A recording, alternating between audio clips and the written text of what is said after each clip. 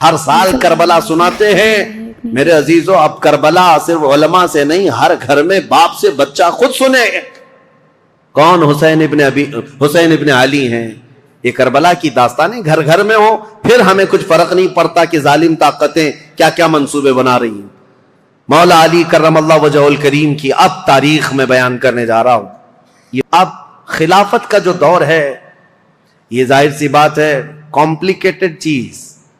حکومت، سیادت، امارت، خلافت یہ آسان چیز نہیں ہے میرے عزیزو. ہر زمانے میں، ہر دور میں یہ عہدہ ہمیشہ اختلافی ہوتا ہی رہا ہے. لیکن صحابہ کے دلوں میں حضور صلی اللہ تعالی علیہ وسلم نے خالص اللہ کی محبت رکھی تھی. وہ دنیا پرست نہیں تھے اور دنیا کے اسباب کی طرف یا مادوں کی طرف وہ اپنے دل دادا نہیں تھے. اللہ کا خوف رکھتے تھے، اس لیے زیادہ معاملات نہیں آئے. پھر بھی جیسے کہ کل میں نے بتایا، حضرت عثمان کے 12 سالہ خلافت کے دور میں آخر دور ایسا آیا جو فتنوں سے بھرا ہوا تھا. عبداللہ بن سبا نام کا ایک یہودی جس نے یہ بیج بویا اور ایک جماعت پیدا کر دی، اور مسلمانوں میں انتشار اور فرقہ پیدا ہونا شروع ہو گیا. اور سبب کہاں، یہ فتنہ کہاں تک پہنچا؟ حضرت عثمان غنی کا قتل ہو گیا مدینے میں. یہ پہلا قتل ہے جو مسلمانوں کے ہاتھ ہوا ہے، حضرت عثمان غنی کا قتل. حضرت عمر کو بھی شہید کیا گیا، لیکن وہ تو ایک آگ کا پجاری تھا، ابو لولو فیروز مجوسی. لیکن حضرت عثمان کا جو قتل ہوا ہے وہ آپسی انتشار کی وجہ سے ہوا. تفصیل میں نے بتایا. جگہ جگہ انقلاب نام سے کچھ جماعتیں کھڑی ہوتی تھیں. ان کو یہ چاہیے تھا ریولیوشن، اور ان کو جدت، نیا پن چاہیے تھا. حضرت عثمان کا خلافت کا زمانہ 12 سال ہو رہا تھا، اور یہ وقت یہاں تک آ پہنچا کہ مدینے میں پہنچ کر کے ان سبائیوں نے، مصر کے رہنے والے بلوائیوں نے حضرت عثمان کا قتل کر دیا. یہ قتل صحابہ کے لیے بہت بڑا صدمہ تھا. جتنے بڑے صحابہ تھے اس قتل کے خلاف تھے. خود حضرت علی کرم اللہ وجہ الکریم اس کی سخت مذمت کرتے رہے اور کہتے رہے کہ رسول اللہ صلی اللہ علیہ وسلم کے حرم مدینہ کو جس نے حلال کر دیا خون سے حضرت عثمان کے، وہ دنیا کا بدترین شخص ہے. اور حضرت علی کے فرامین ہے کہ میں سمجھتا ہوں قتل عثمان سب سے بدترین فتنہ ہے. اب حالات ہو گئے، ان کے قتل کے بعد جنازہ ہو گیا، تدفین ہو گئی، جنت البقیع میں آپ دفن ہوئے. اب خلافت کا مسئلہ آیا کہ اب کون خلیفہ بنے گا. جیسے حضرت ابو بکر کی خلافت، کیسے تمام مسلمانوں نے اتفاق رائے سے آپ کو خلیفہ چن لیا تھا، اور حضرت عمر کو حضرت ابو بکر نے جاتے وقت خود ہی اعلان کر دیا تھا، اس لیے اختلاف نہیں ہوا، صحابہ نے ان کو چن لیا تھا. اور حضرت عثمان کی خلافت کیسے ہوئی تھی؟ 6 صحابہ جمع ہوئے تھے. کل جیسے میں نے بتایا مجلس شورا اس کو کہتے ہیں، جس میں حضرت سعد بن ابی وقاص، عبد الرحمن بن عوف، حضرت زبیر، حضرت طلحہ اور حضرت علی، حضرت عثمان، یہ 6 لوگ تھے. حضرت عمر نے جاتے جاتے ان کو منتخب کیا تھا، یہ 6 لوگ جس کو منتخب کریں گے وہ خلیفہ ہوگا. ان 6 میں سے 2 تو پہلے ہی ہٹ گئے کہ ہم کو خلافت کا کوئی ارادہ نہیں ہے، اور باقی جو 2 تھے انہوں نے اپنی خلافت دوسرے کو سپرد کر دی. جیسے حضرت زبیر نے حضرت علی کو دے دیا، حضرت طلحہ نے حضرت عثمان کو. بچے 2 ہی تھے، حضرت علی اور حضرت عثمان، جو خلافت کے دعوے دار. لیکن حضرت عبد الرحمن بن عوف نے دونوں سے وعدہ لے لیا تھا، ہم جس کی بیعت کریں گے ایک دوسرا اس کی پیروی کرے گا، اطاعت کرے گا. تو جب حضرت عثمان کی بیعت ہو گئی تو حضرت علی نے بھی بیعت کیا. اب یہ پوری روایت مسند ابی یعلا میں، تاریخ ابن عساکر میں، خود حضرت علی کرم اللہ وجہ الکریم سے منقول یہ روایت میں آپ کے سامنے رکھتا ہوں. جب حضرت علی کے ساتھ ایک معاملہ پیش آیا تھا، وہ بھی میں ابھی تاریخ میں بتاتا ہوں. 2 جنگیں ہوئی ہیں جو تاریخ کی بدترین قسم کی، یعنی جس میں مسلمانوں کا بہت بڑا نقصان ہوا ہے. ان جنگوں کے متعلق ذکر کرنا مسلمانوں میں یہ ضروری نہیں ہے، لیکن ابھی دور ایسا آ گیا ہے کہ چوہے بہت آ گئے ہیں اور تمہارے وائر کاٹنے پر لگے ہوئے ہیں، اسی لیے ہمیں حقیقت تھوڑی بیان کرنی پڑی.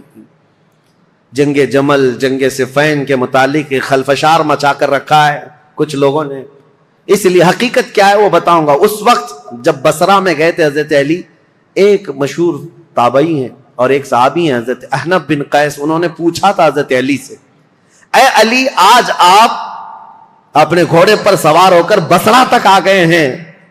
آپ یہ بتائیں رسول پاک صلی اللہ تعالی علیہ وسلم نے کیا آپ کو اس کا حکم دیا تھا یا آپ یہاں تک کس لیے آئے؟ تب حضرت علی نے تفصیلاً ایک حدیث پر جو حضرت علی سے مروی ہے بیان کیا. کہا لوگوں سنو، میری قرابت رسول اللہ سے کیا ہے وہ بتانے کی چندہ ضرورت نہیں، میری رشتہ داری کیا ہے.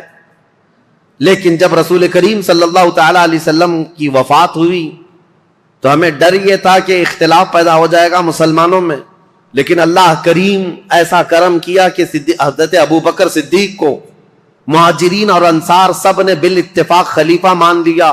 حضرت علی کہتے میں بھی اس میں تھا، میں نے بھی حضرت ابو بکر کی خلافت کو تسلیم کیا، اور صرف اتنا نہیں کہ نہ چاہتے ہوئے بلکہ حضرت علی کہتے وہ اس کے اہل تھے اور اس کے حقدار تھے، ان سے افضل ہم میں کوئی نہیں تھا.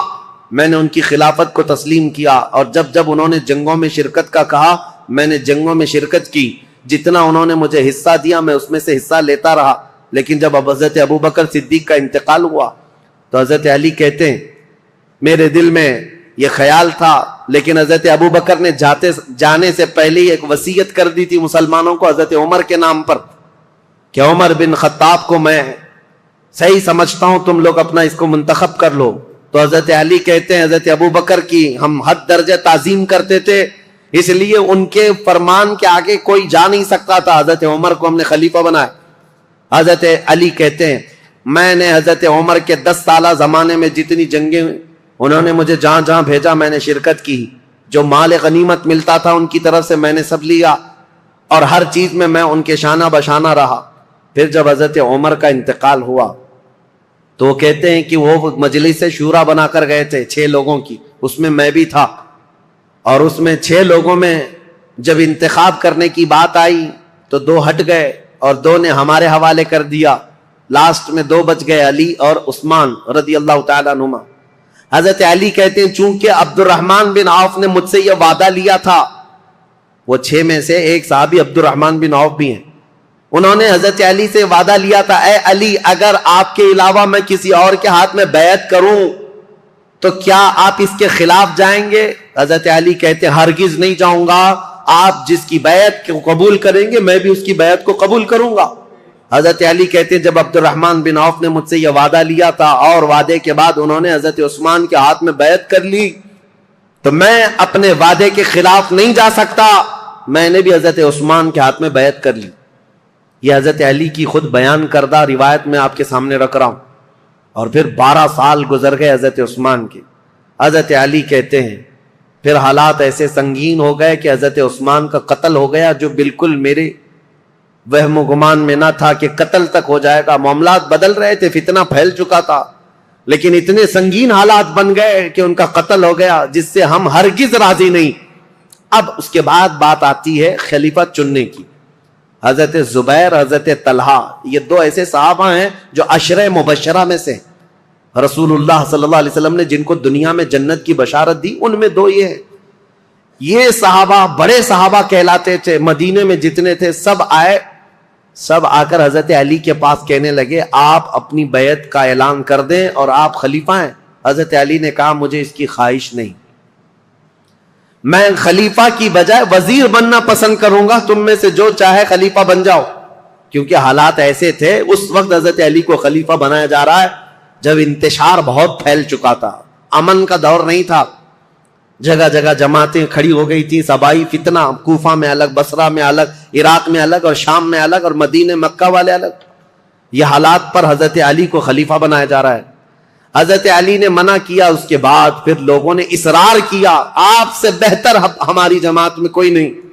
حضرت علی کہتے ہیں جب انہوں نے اصرار کیا تو میں نے اللہ اس کے رسول کے احکام کی شرط پر اور خلفائے ثلاثہ جو گزر چکے ان کی اتباع، ان کی پیروی پر سب کی بیعت لینا شروع کیا. حضرت علی جب بیعت لینے لگے، یہ تقریباً 35 ہجری کا واقعہ ہے. حضور صلی اللہ تعالی علیہ وسلم کی وفات کو 25 سال گزر چکے تھے. یہ 35ویں ہجری میں حضرت علی رضی اللہ تعالیٰ عنہ خلافت پر متمکن ہوئے مدینہ طیبہ میں. اب خلافت کا پہلا دور ہے، یعنی ابھی پہلا دن ہے. آپ بہترین خطیب تھے، حضرت علی کرم اللہ وجہ الکریم خطبہ بہت اعلیٰ دیا کرتے. خطبے کے بعد آپ یہ جو فتنہ پھیلا تھا اس کو ٹھنڈا کرنے کے لیے کوششیں فرما رہے تھے. لیکن اسی اثنا میں ہوا کیا, حضرت علی رضی اللہ تعالیٰ عنہ نے دو چند دنوں کے بعد بہت سخت قسم کے فیصلے لیے. اس سے معاملات اور سخت ہو گئے. کیا, آپ نے ملک شام کے گورنر امیر معاویہ رضی اللہ تعالیٰ, جو 22 سال سے گورنر تھے حضرت عمر کے زمانے سے, حضرت علی یہ کہتے تھے کہ اب ان کو گورنری سے میں معزول کرتا ہوں. حضرت امیر معاویہ کو اور مصر کے گورنر کو اور کئی جگہ کے گورنروں کو ایک ساتھ معزول کرنے کے لیٹر آپ نے جاری کر دی. جبکہ جو اکابر صحابہ تھے اس میں حضرت ابو موسیٰ اشعری, حضرت عمرو بن عاص, کئی صحابہ آ کر آپ کو مشورہ یہ دے رہے تھے کہ اس وقت یہ فیصلہ لینا اچھا نہیں, حالات بہت بگڑے ہوئے. حضرت عثمان کا قتل ہوا ہے, پہلے آپ اپنی بیعت سب سے لے لیجئے, اس کے بعد ان کے معزول کرنے کا حکم جاری کیجئے. حضرت علی نے حالات کی سنگینی کے اعتبار سے یہ خط جاری تو کر دیا, لیٹر بھیج دیا. پھر میں کہتا ہوں ادب کا دائرہ ساتھ رکھنا ہے سنیوں, تولنا نہیں صحابہ کو ادھر ادھر. حالات جو ہوئے جیسے ہوئے, لیکن وہ رسول اللہ کے صحابہ ہیں. ان کے اختلافات یا ان کے مشاجرات کو بیان کرنا ہی حرام ہے, لیکن یہاں تاریخی سچائیاں تمہارے ذہنوں میں رہیں, اس لیے میں یہ عرض کر رہا ہوں تاکہ کوئی دوسرا چوہا آ کر کے تمہیں کبھی اس کے بارے میں کبھی اس کے بارے میں نہ بیان کرتے. جیسے حضرت امیر معاویہ کو ٹرول کرتے کرتے آج اتنی گندی باتیں کہنے لگ گئے لوگ جو حقیقت میں ہے نہیں. ہاں کچھ معاملات تو ہوئے ہیں لیکن ایسے نہیں ہیں. حضرت علی نے ان کی معزولی کا لیٹر جاری کیا, حالات سنگین ہو گئے. ظاہر سی بات ہے 22 سال سے وہ گورنر تھے. اب یہاں حالات یہ ہو گئے کہ حضرت امیر معاویہ نے سب سے پہلے یہ اعلان کیا کہ حضرت علی اب خلیفہ اگر ہو گئے ہیں تو ان کی خلافت کا پہلا کام یہ ہونا چاہیے, جنہوں نے حضرت عثمان ابن عفان کو قتل کیا پہلے ان قاتلوں کو پکڑ کر قصاص لینا چاہیے. خلیفہ اسلام کا قتل ہوا ہے, عام آدمی کا قتل نہیں ہوا ہے. خلیفہ اسلام کو قتل کرنے کا مطلب اسلام کے پلر کو ہلا دینا.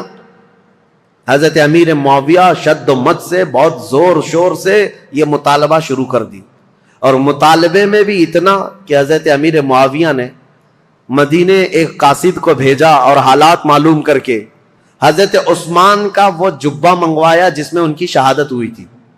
وہ خون سے تر بتر تھا.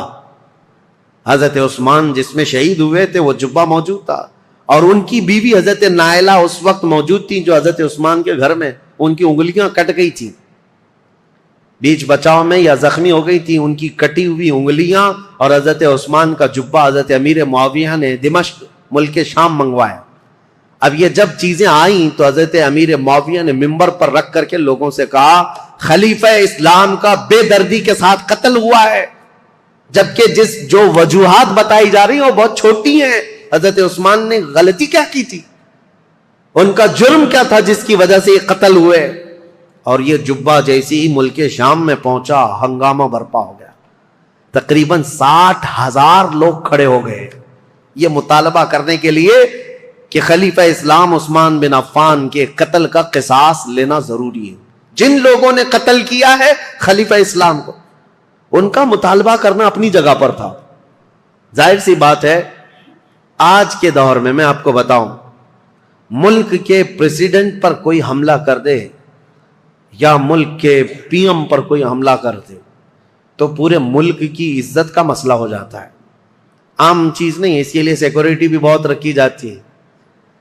اور اگر ہو گیا تو اس کے بعد حالات کیا ہوتے ہیں, جو نیا بیٹھے گا اس کے لیے سب سے پہلا مطالبہ یہی کیا جائے گا جن لوگوں نے ان کا قتل کیا پہلے ان کو پکڑو. یہ مطالبہ ہوتا ہے. ارے میاں پی ایم اور پریزیڈنٹ تو بہت دور کی بات ہے, ہمارے ہاں کوئی عام آدمی بھی مر جائے تو لوگ مطالبہ کرتے ہیں کہ قاتل کو پکڑو, کلر کون ہے اس کو سزا دو. یہ تو مطالبہ ہوتا ہی ہے, پروٹیسٹ ہوتے ہیں. تو حضرت امیر معاویہ کا مطالبہ بہت تیزی سے بڑھتا چلا گیا. اب دیکھیں میں حالات آپ کو سمجھا رہا ہوں. حضرت علی کے ساتھ کیا معاملات تھے. جیسے ہی مدینے میں آپ نے باغ ڈور سنبھالی, آپ کے لیے حالات یہ تھے کہ صحیح طریقے سے قاتل کون ہے یہ کسی کو معلوم ہی نہیں تھا. آج تک نہیں معلوم؟ تو کیونکہ اس گھر میں حضرت عثمان ابن عفان کی بیوی حضرت نائلہ اکیلی تھیں، وہ بہت پردہ دار عورت تھیں. انہوں نے بیان کیا حضرت علی کے سامنے کہ محمد بن ابو بکر چھت سے داخل ہوئے تھے، یہ تو میں نے دیکھا ہے. اور انہوں نے حضرت عثمان کی داڑھی بھی پکڑی تھی، لیکن حضرت عثمان نے ایک جملہ کہا تھا کہ تیرے باپ ابو بکر ہوتے تو یہاں تک تیری حرکت نہ ہو سکتی. یہ سن کر محمد بن ابو بکر چلے گئے اور دروازے پر کھڑے ہو کر وہ رو کر توبہ کرنے لگے. لیکن ان کے ساتھ انجان 2 آدمی بھی آئے تھے، میں انہیں نہیں جانتی ہوں نہ پہچانتی ہوں کون لوگ ہیں. اور اس کے بعد حضرت نائلہ جو حضرت عثمان کی بیوی اس وقت جو موجود تھی، وہ کہتی ہیں قتل ہونے کے وقت میں وہاں موجود نہیں تھی، قتل ہو گیا. حضرت علی کے سامنے یہ مقدمہ ہے، بڑا سخت ہے.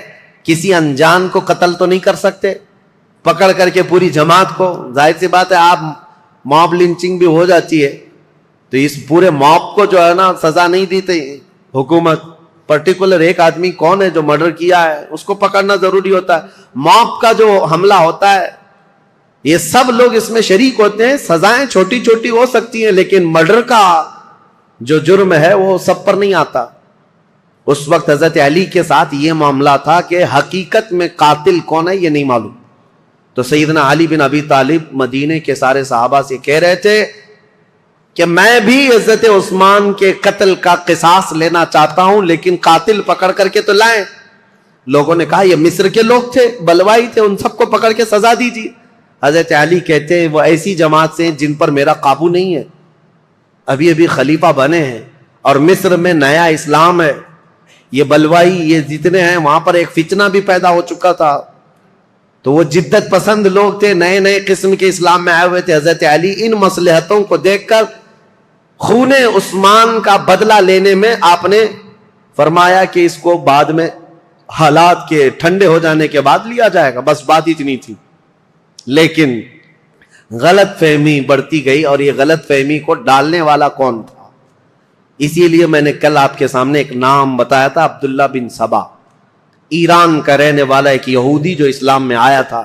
اس نے اپنا کام شروع کر دیا مدینے میں جا کر اور دیگر جگہ پر ملک شام میں لوگوں کو بھڑکانا شروع کیا.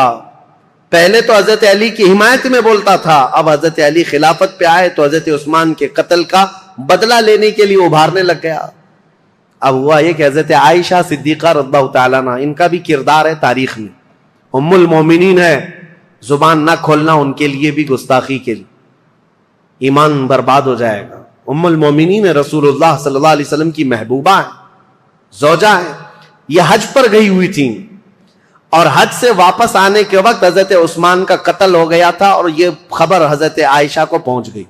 حضرت عائشہ کا مقام تھا صحابہ میں سب میں بھی، کیونکہ ام المومنین نے سب لوگ احترام کرتے تھے.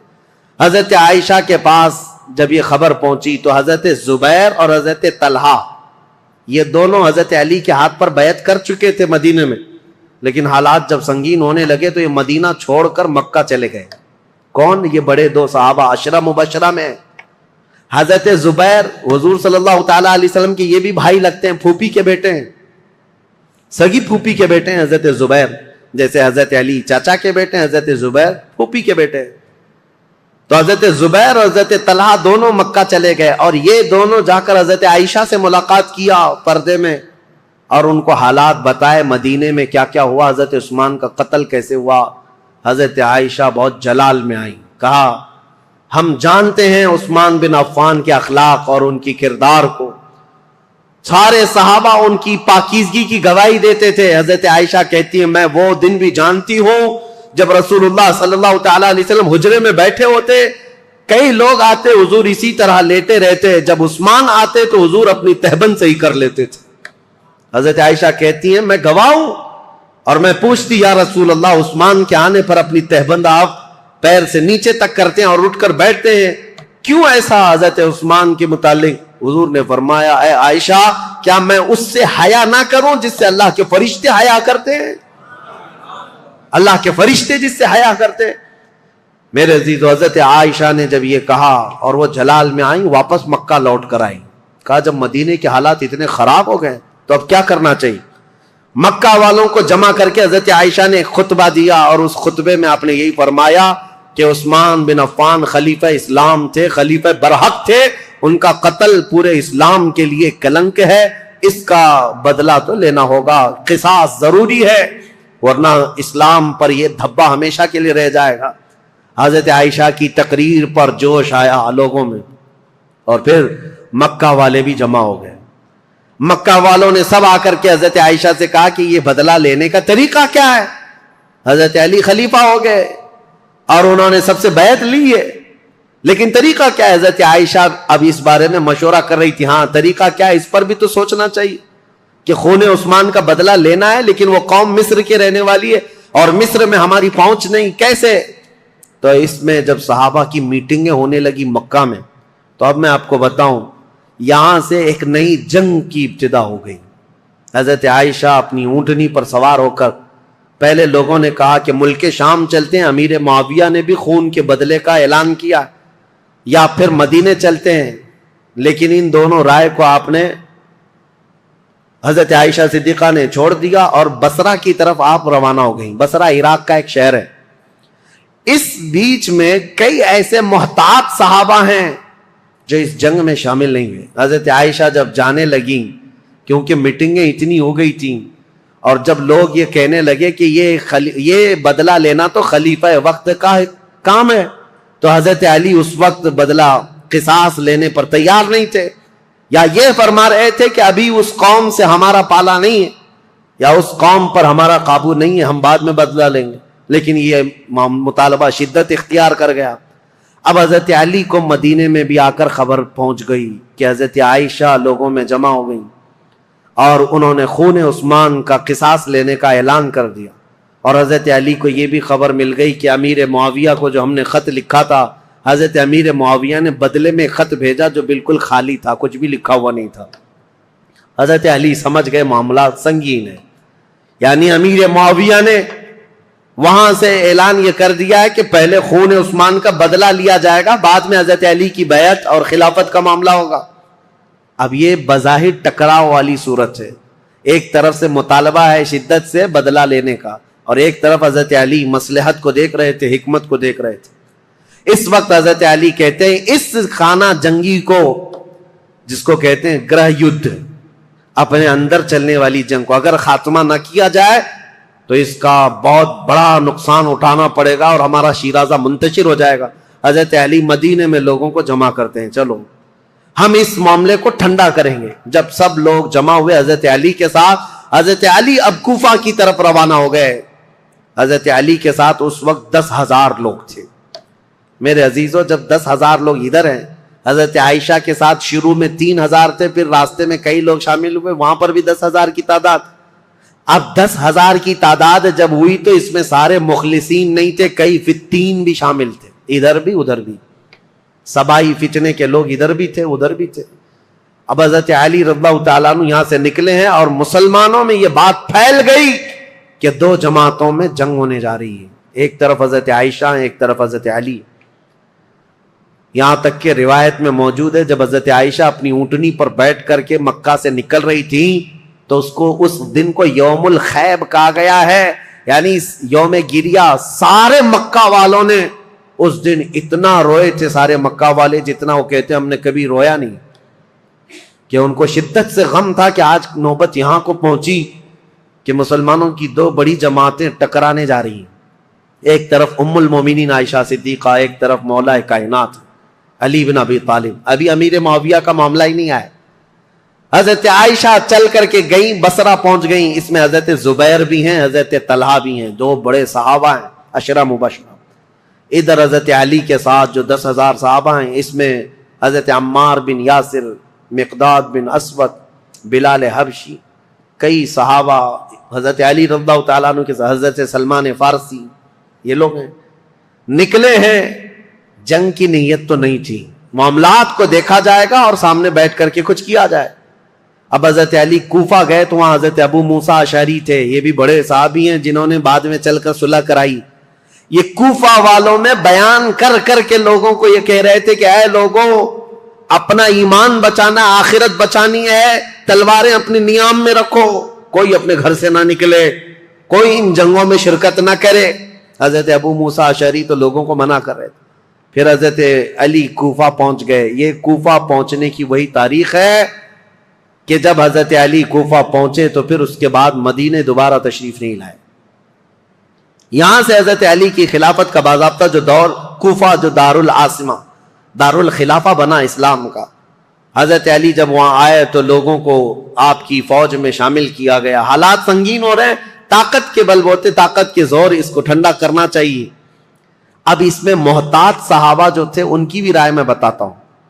حضرت عبداللہ بن عمر ہیں، حضرت عمر بن عاص ہیں، یہ لوگ شریک نہیں ہوئے۔ محمد بن مسلمہ ہیں، یہ لوگ شریک نہیں ہیں۔ احنف بن قیس، یہ بعد میں۔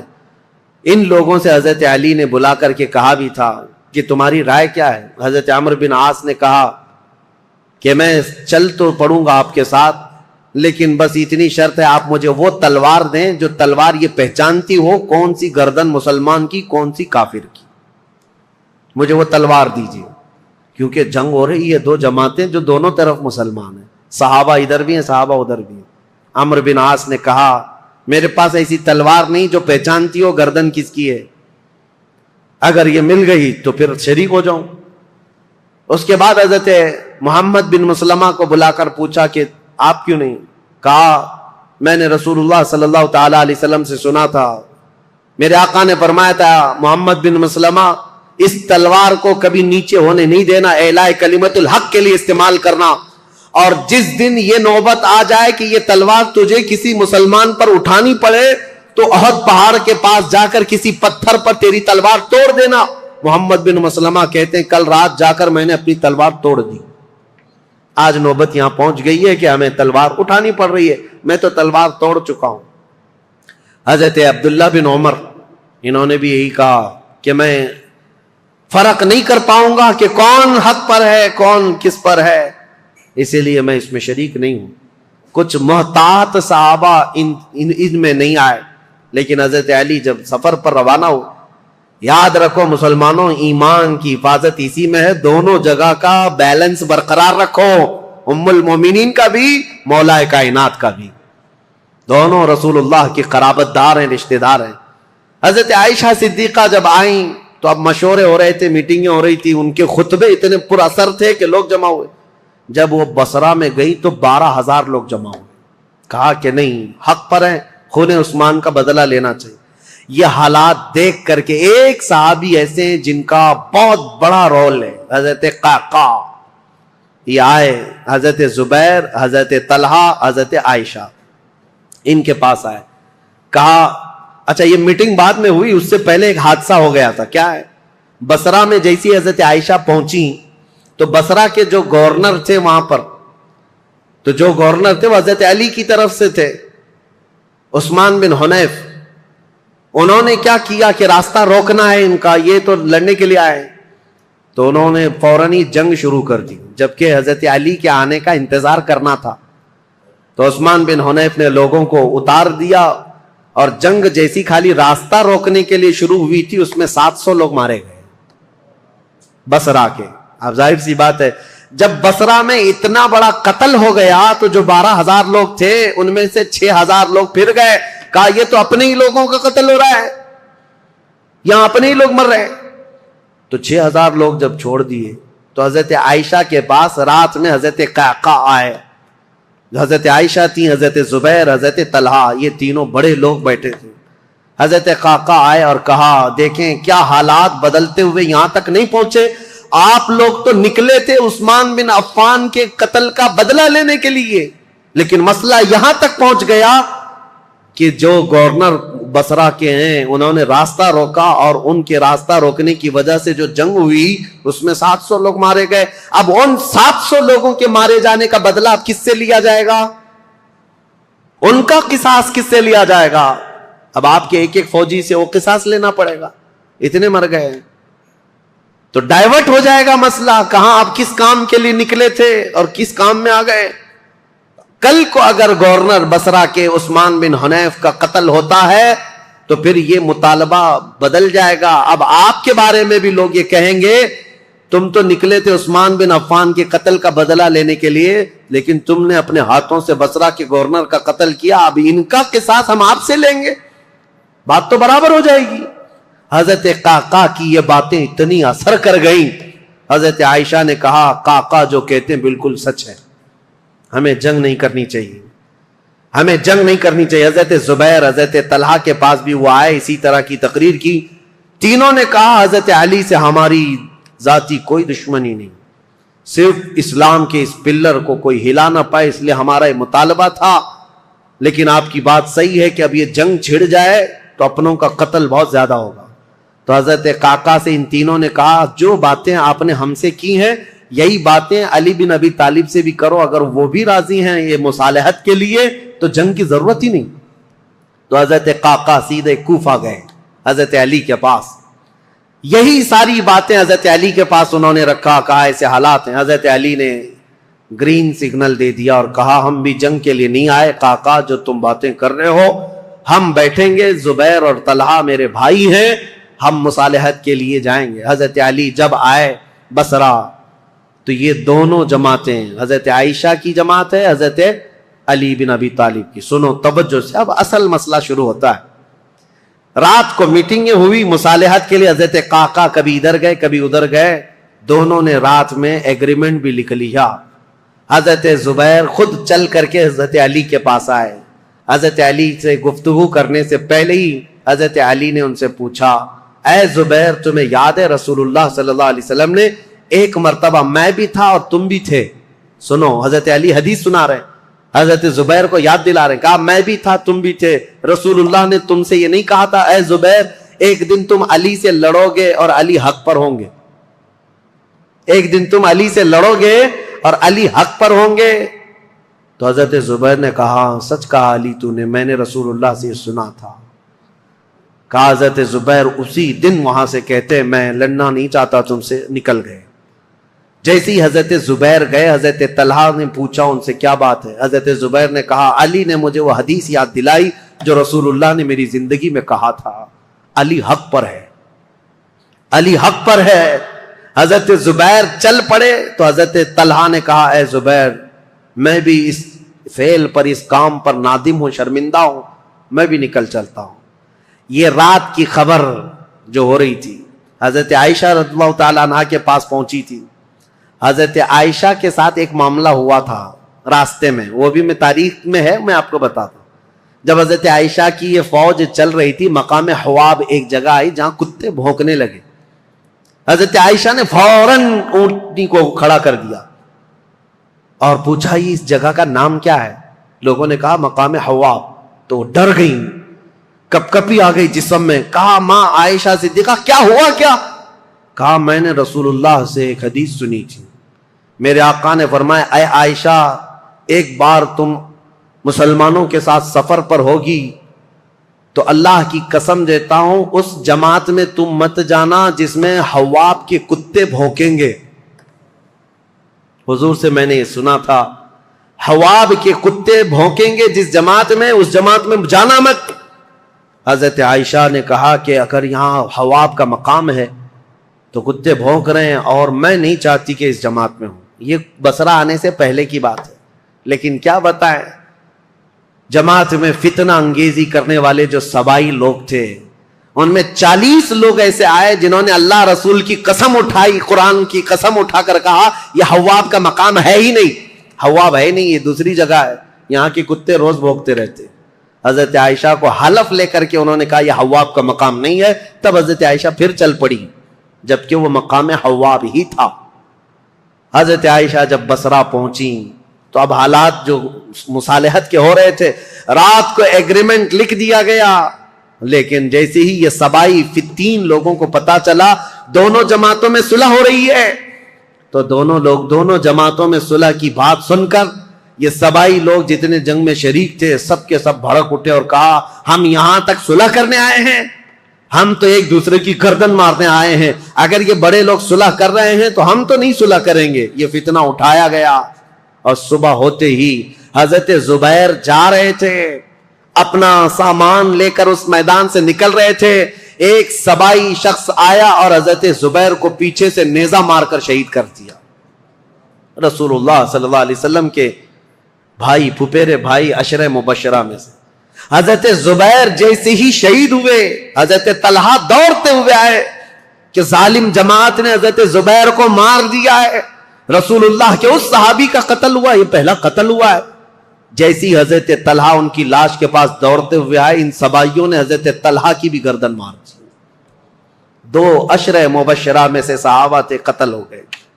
اب ہوا یہ کہ جیسے ہی حضرت زبیر اور حضرت طلحہ شہید ہوئے تو یہ جو جماعت آئی تھی ان سب میں یہ اعلان ہوا کہ حضرت علی کے ساتھ جو جماعت آئی ہے انہوں نے وعدہ خلافی کی ہے, رات کو صلح کیا اور صبح قتل کیا ہے. اس اعتبار سے جنگ شروع ہو گئی. ادھر سے جو حضرت عائشہ کے ساتھ لوگ آئے تھے وہ جنگ میں کود پڑے اور ادھر سے جو تھے وہ بھی جنگ میں کود پڑے. یہ گھمسان کی جنگ چلتی رہی. اتنی سخت جنگ تھی, اتنی سخت جنگ تھی کہ ایک دن کے اندر 12,000 مسلمان قتل ہوئے. بہت سخت قسم کی یہ تاریخ ہے. یہ مجھے بتانا اس لیے بھی ضروری ہے کہ کوئی اٹھ پٹانگ تمہارے دلوں میں نہ ڈال دے. ہوا کیا تھا حقیقت یہ میں بتا رہا ہوں. لیکن حضرت عائشہ رضی اللہ تعالیٰ عنہا اب بات کرنا چاہ رہی ہیں حضرت علی سے, اور حضرت علی عائشہ سے بات کرنا چاہ رہے ہیں. بیچ میں راستہ ایسا جنگ کا گھمسان چھڑا ہوا ہے کہ نہ ایک دوسرے سے بات کرنے کا موقع مل رہا ہے. یہاں تک کہ حضرت عائشہ کا اونٹ جس پر وہ بیٹھی ہوئی تھی, اس کا نام ہی جنگ جمل ہے. جمل عربی میں اونٹ کو کہتے ہیں. نام ہی جنگ کا جمل رکھ دیا گیا کیونکہ اونٹ پر ایک جھوپڑی لگائی جاتی تھی کجاوا, اس میں حضرت عائشہ بیٹھی ہوئی تھی. اس اونٹ پر اتنے حملے کر دیے تھے, اتنے حملے کر دیے ادھر کی جماعت والوں نے کہ حضرت عائشہ کی حفاظت کے لیے جو ادھر موجود تھے وہ عزت قبیلے کے لوگ, ان میں صرف اونٹ کی حفاظت کے لیے 700 لوگ قتل ہو گئے تھے. ایک گرتا تھا, دوسرا پکڑتا تھا, دوسرا گرتا تھا, تیسرا پکڑتا تھا, لیکن ان جان بازوں نے اونٹ کو گرنے نہیں دیا. حضرت علی رضی اللہ تعالیٰ عنہ نے پھر حکمت کے ساتھ فرمایا کہ یہ جنگ ختم ہوگی اس وقت جب یہ اونٹ بیٹھے گا.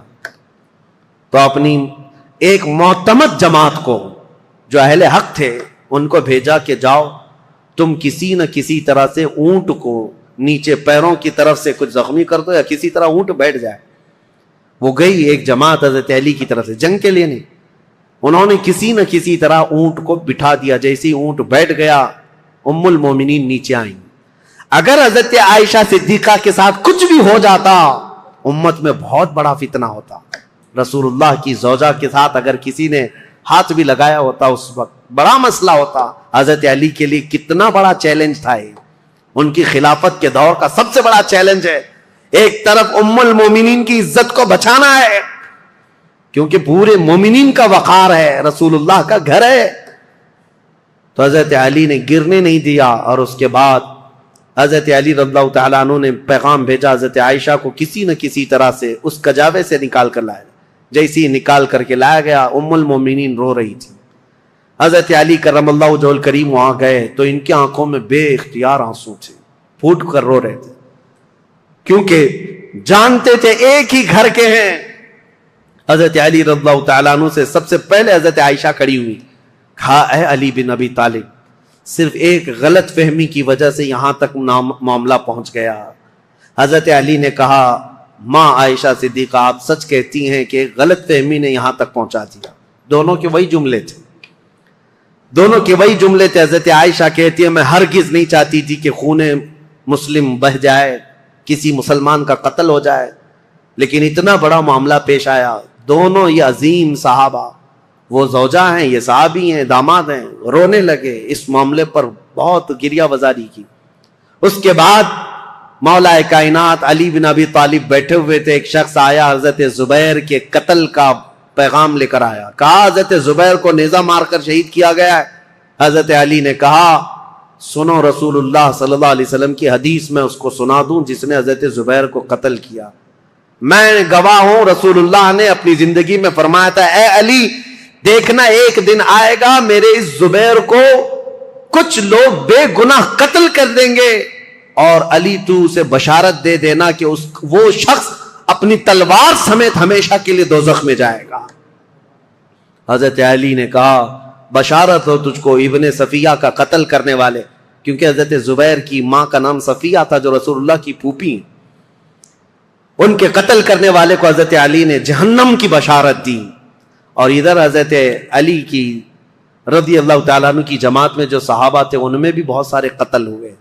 لیکن میرے عزیزو، یہ غلط فہمی شیطان کی طرف سے ڈالی ہوئی سبائی فتنہ کتنا ڈینجر ہے آپ کو میں بتاؤں۔ اسی لیے کفار و مشرکین سے لڑنا آسان ہے، لیکن جماعت میں موجود غداروں سے اور منافقین سے لڑنا بہت بڑا چیلنج ہے، بہت بڑا چیلنج ہے۔ اسی لیے ہمیشہ سترک رہو، ہمیشہ محتاط رہو کہ تم اس دین پر قائم رہو جس پر اللہ اور اللہ کے رسول نے اپنے صحابہ کو چھوڑا ہے۔ اس کے علاوہ کوئی دوسرا راستہ امن والا ہے نہیں۔ یہ جنگ جمل ہے، اس کے بعد دونوں کے درمیان مصالحت ہو گئی، اور پھر حضرت علی رضی اللہ تعالیٰ عنہ کوفہ واپس چلے گئے، حضرت عائشہ صدیقہ رضی اللہ تعالیٰ عنہ واپس مکہ مکرمہ آئیں۔ یہاں تک کہ میں آپ کو بتاؤں، حضرت عائشہ جب نکلی تھی تو حضور کی ساری بیویاں، حضور کی ساری ازواج حضرت عائشہ کے ساتھ جا رہی تھی، لیکن جب حضرت عائشہ بصرہ جانے لگی تو حضور کی ساری ازواج وہاں سے نکل پڑی، کوئی ساتھ نہ آئی۔ اب اس معاملے کو میں آپ کے سامنے رکھتا ہوں میرے عزیزو، اے سنیوں۔ پہلی بات تو یہ ہے، ہم میں سے کوئی اس لائق نہیں کہ ان دو جماعتوں میں کسی ایک کو کے لیے فیصلہ کر سکے۔ کیا آپ میں سے کسی کی اہلیت ہے؟ کوئی اس لائق ہے کہ کبھی حضرت علی کے بارے میں فیصلہ دے یا حضرت عائشہ کے بارے میں فیصلہ دے؟ جب تمہیں پتا ہے میری حیثیت ہے ہی نہیں۔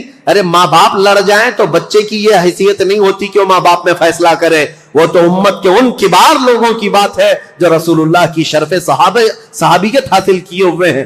پہلی بات اپنی زبان کو لگام دینا۔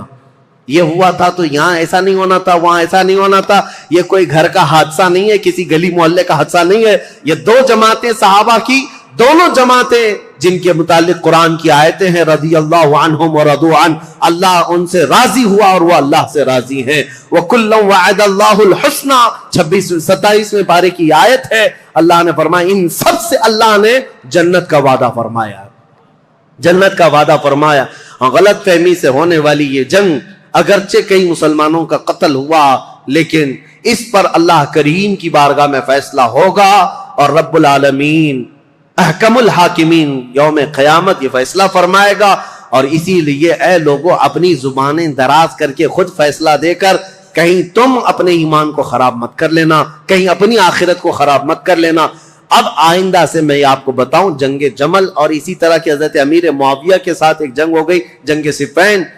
اس کو تذکرے کی ضرورت نہیں، لیکن حقیقت میں وہاں پر بھی یہی غلط فہمی ہوئی تھی۔ حضرت امیر معاویہ چونکہ اعلان کر چکے تھے خون عثمان کا بدلہ لینا ہے، وہ بھی ملک شام سے آئے اور ایک جگہ پر حضرت علی رضی اللہ تعالیٰ عنہ کی فوج اور ان سے ٹکراؤ ہوا، اس میں بھی جنگ ہوئی، لیکن دو صحابہ کو حکم بنایا گیا، ایک حضرت عمر بن عاص اور ایک حضرت ابو موسیٰ اشعری۔ حضرت ابو موسیٰ اشعری حضرت علی کی طرف سے تھے، حضرت عمر بن عاص امیر معاویہ کی طرف سے تھے۔ سارے دونوں جماعتوں نے ان دونوں کو حکم بنایا اور کہا یہ جو فیصلہ کریں گے اس پر دونوں جماعتیں راضی ہوں گی۔ حضرت عمر بن عاص اور حضرت ابو موسیٰ اشعری نے دونوں نے آپس میں بات چیت کر کے ایک صلح نامہ بنایا، ایگریمنٹ بنایا، کیا کیا ہوگا آگے، کس کس طرح سے معاملات طے کیے جائیں گے۔ اس پر دونوں جانبین کی دستخط ہوئی۔ حضرت امیر معاویہ بھی ملک شام چلے گئے، حضرت علی بھی کوفہ آ گئے۔ جنگ نہیں ہوئی، یہ جنگ صفین، اس میں صلح ہوئی ہے، لیکن سبائی فتنہ یہاں پر بھی کام کر گیا۔ انہوں نے ایک نئی جماعت کھڑی کر دی، خارجیوں کی جماعت۔ انہوں نے یہ کہا علی نے بھی کفر کیا ہے، امیر معاویہ نے بھی کفر کیا ہے۔ دونوں کے بارے میں کہا، کیوں؟ کہا دونوں نے حکم بنایا، اپنا فیصل بنایا، اور حکم صرف اللہ ہے، حکم صرف اللہ ہے۔ لا حکم الا للہ آیت پڑھتے تھے اور کہتے تھے قرآن میں تو ہے اللہ ہی حکم ہے، اللہ کے علاوہ کوئی حکم نہیں۔ حضرت علی نے اس کے متعلق یہ فرمایا تھا، کلمۃ حق ارید بہ الباطل، کلمہ تو حق ہے جو کہہ رہے ہیں، لیکن اس سے معنی باطل مراد لے رہے ہیں۔ جیسے آج بھی بہت ساری جماعتیں ہیں، آیتوں کو کس پر فٹ کر دیتے ہیں، مشرکین پر اتری ہوئی، مشرکین کے لیے اتری ہوئی آیتیں وہ مومنین پر فٹ کر دیتے ہیں۔ خارجی ایک جماعت تیار ہوئی جو حضرت امیر معاویہ کی بھی دشمن، حضرت علی کی بھی دشمن۔ ان لوگوں نے یہ فتنہ اٹھایا کہ یہ دونوں جماعتیں کافر ہو گئی، ہم اپنی جماعت لے کر الگ ہوتے ہیں۔ اور یہ جماعت ایک پھر نہیں بنی، شیعہ حضرات کے بعد ایک خارجی جماعت، اور یہ جب کافر خود ہو گئے، ظاہر سی بات ہے رسول اللہ کے 2 صحابہ کو کافر کہنا خود کافر ہونا ہے. یہ جماعت نکلی، حضرت علی نے ان سے بھی مقابلہ کیا مقام نہروان میں، اور جتنے خارجی تھے یہ اتنے سخت ہو گئے تھے کہ جو بھی مسلمان گزرتا تھا اس کا پورا مال لوٹتے تھے اور اس کو جلا دیتے تھے. حضرت علی کی دشمنی میں مسلمانوں کے دشمن ہو گئے، تو پھر حضرت علی نے ان کے ساتھ مقابلہ کیا اور وہ جتنے خارجی ہوئے تھے ان کو قتل کیا. چند خارجی بچ کر کے وہاں سے نکل کر بھاگے اور انہوں نے اپنی الگ الگ جماعتیں بنائی. اب شدت بدلہ لینے کی شدت انتقام اتنا گھر کر گیا خارجیوں میں کہ 3 خارجی لوگ ایسے ہوئے میٹنگ کیا اور انہوں نے کہا دیکھو یہ روز روز کی جنگوں سے پریشان ہیں، یہ 3 بڑے لوگ جو ہیں علی بن ابی طالب، عمرو بن عاص، امیر معاویہ، ان تینوں کو قتل کر دیتے معاملہ ہی ختم ہو جائے گا. نعوذ باللہ. یہ 3 کاموں کے لیے عبد الرحمن بن ملجم، عمرو بن بکیر اور ایک شخص اور تھا برکہ بن عماد یا کچھ اس کا نام برکہ تھا. یہ 3 خارجی لوگ تھے، میٹنگ کیا، کہا ہم تینوں ایک ہی دن کا انتخاب کرتے ہیں، ایک ہی دن تینوں کو ماریں گے. 3 بڑے صحابہ کو، حضرت علی کو، حضرت عمرو بن عاص کو، حضرت امیر معاویہ کو. ان تینوں نے، حتیٰ کہ یہ جو عبد الرحمن بن ملجم ہے اس نے شادی کی، یہ عاشق تھا ایک عورت کا، اور اس نے شادی میں اپنی عورت کے مہر میں یہ رکھا تھا کہ 12,000 دینار مہر میں دوں گا اور علی بن ابی طالب کی گردن مہر میں دوں گا. قتل مہر میں رکھا تھا. اس قدر دشمنی کوٹ کوٹ کر بھری ہوئی تھی. اور ان تینوں نے ایک تاریخ متعین کی، رمضان المبارکہ کی. 17 رمضان کو تینوں اپنے اپنے علاقوں میں گئے. حضرت علی کوفہ میں تھے، حضرت عمرو بن عاص یہ مدینے میں یا دوسرے علاقے میں تھے، حضرت امیر معاویہ ملک شام میں تھے. تینوں پھیل گئے اپنے اپنے ان منصوبوں کو لے کر.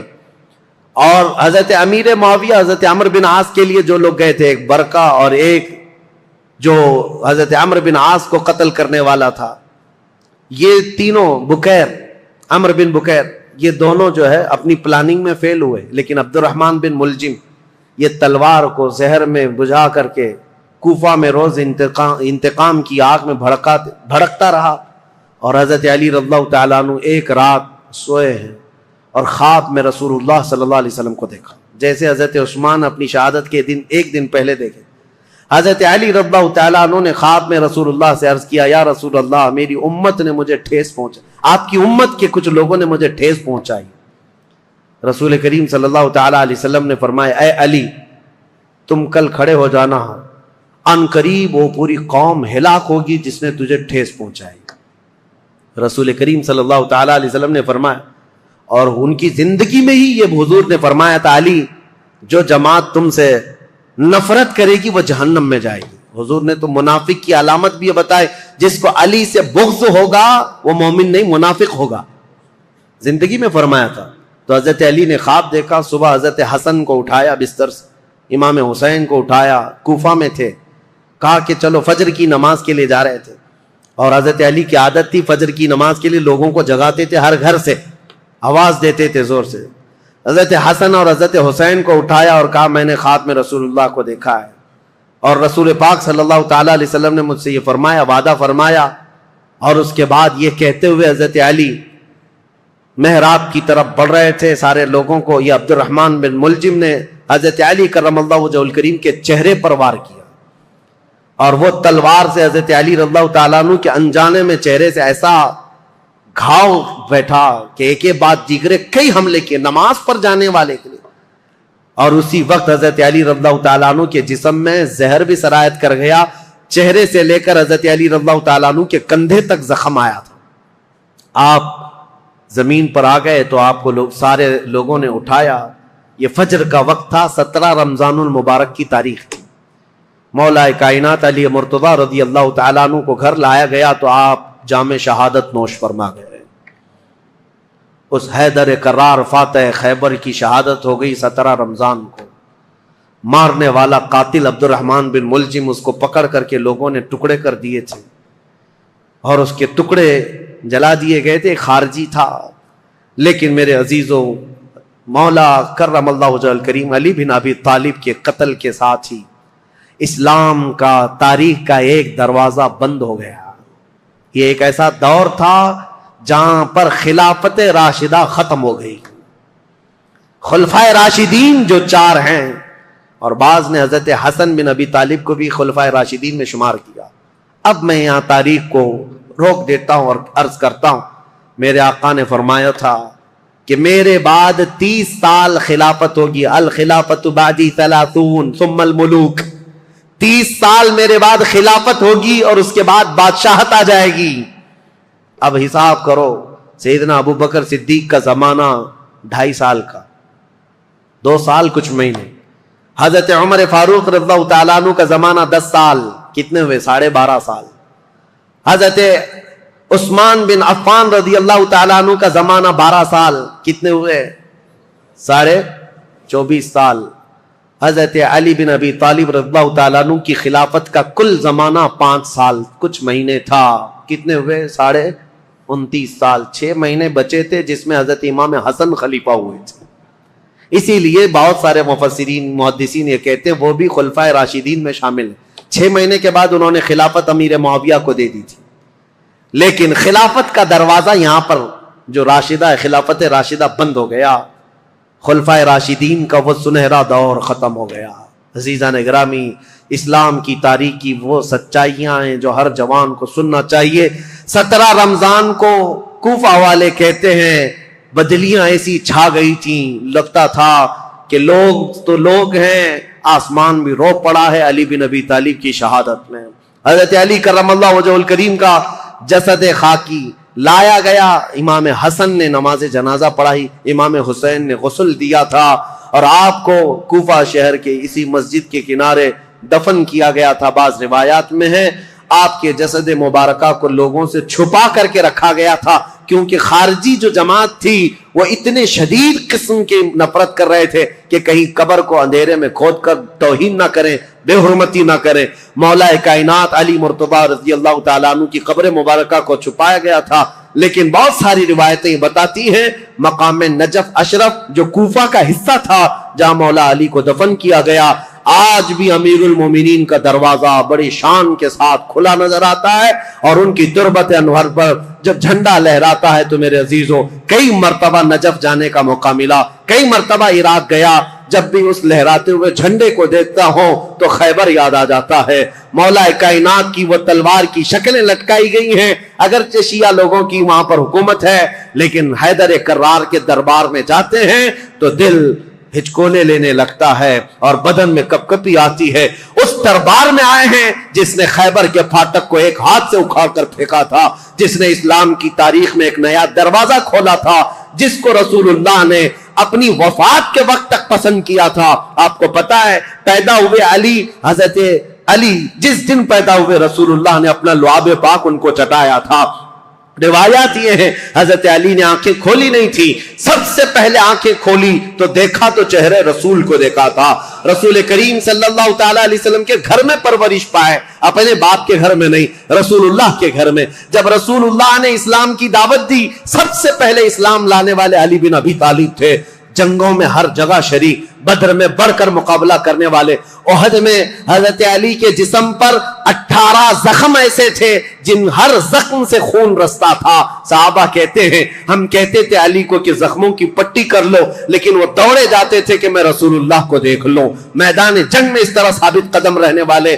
ایک مرتبہ لوگوں نے کہا حضرت علی ان کے پنڈلی میں ایک تیر ایسا چبھ گیا تھا کہ نکالتے تو گوشت نکل آ جاتا تھا، آپ نکالنے نہیں دے رہے تھے۔ لوگوں نے کہا علی بن ابی طالب کی اس پنڈلی سے تیر اس وقت نکالو جب یہ نماز پڑھنے کے لیے چلے جائیں، اس لیے کہ نماز میں ایسے مح ہو جاتے تھے، دنیا و ما فیہا سے بے خبر، دنیا میں ہو کیا رہا ہے، کیونکہ وہ اپنے خالق کائنات کے رب کے حضور سجدہ کرتے۔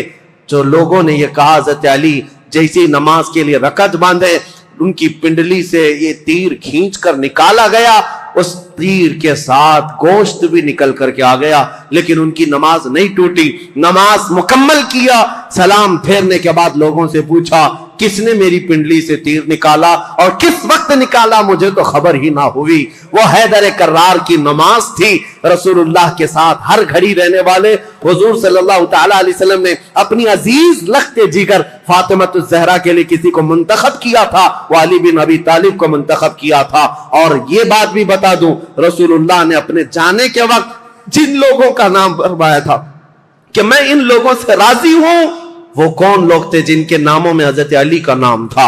حضور نے فرمایا میں ان سے راضی ہوں۔ وفات کے وقت بھی رسول اللہ ان سے راضی تھے، اور حضور صلی اللہ تعالی علیہ وسلم کے پردہ کرنے کے بعد جو سعادت حاصل ہوئی حضرت علی کو، حضور صلی اللہ تعالی علیہ وسلم کا کفن حضرت علی نے باندھا تھا، تجہیز و تکفین آپ نے فرمائی تھی، اور رسول کریم صلی اللہ تعالی علیہ وسلم کو آخری مرتبہ قبر انور میں جو اتارا گیا ہے، اس قبر میں اترنے والے بھی علی بن ابی طالب تھے۔